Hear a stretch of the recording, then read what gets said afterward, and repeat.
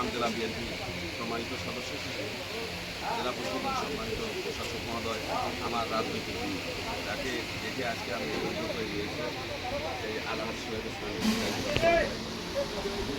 আছেন জেলা ছাত্র দলের সদ্য সদ্য নিয়োগপ্রাপ্ত সাধারণ সম্পাদক সোহেল রানা উপস্থিত আছেন, ইউনিয়ন বিএনপির সাবেক সভাপতি আসাদুজ্জামান টুকু উপস্থিত আছেন, মৎস্যজীবী দলের সভাপতি সহ ভাইয়ের সফরসঙ্গী সহ আমার উপজেলার উপস্থিত আছেন আমার ছাত্র দলের সাধারণ সম্পাদক মিজানুর রহমান সাদ্দাম সহ ভাইয়ের সফরসঙ্গী এবং স্থানীয় নেতৃবৃন্দ সবাইকে সালাম, হিন্দু ভাইদের আদাব।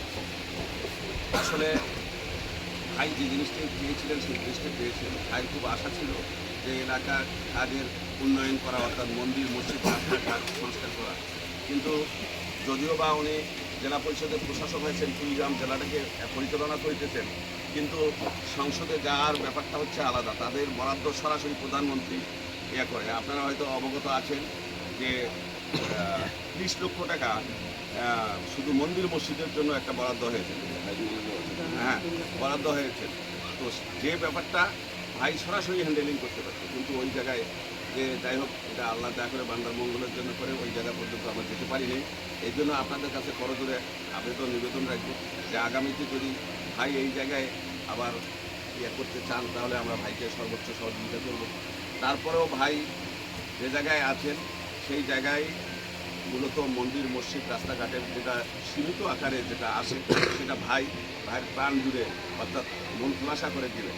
এবং ভাই আমাকে নির্দেশনা দিয়েছেন যে তোমার উপজেলায় তুমি 7টা ইউনিয়ন ফাইল করবা, প্রতিটি ইউনিয়নের যত মন্দির মসজিদ শ্মশান গোরস্থান আছে একটা করে লিস্ট দিবা, রাস্তাঘাটের লিস্ট দিবা, যেটা আমি ওইখান থেকেই শেষ করব, দেবো অনুদান দেবো, তখন তুমি ওইখান থেকেই ওটা চিহ্ন দিবা। মানে তার টার্গেটেই হচ্ছে এগুলোকে উন্নয়নমূলক কাজ করা।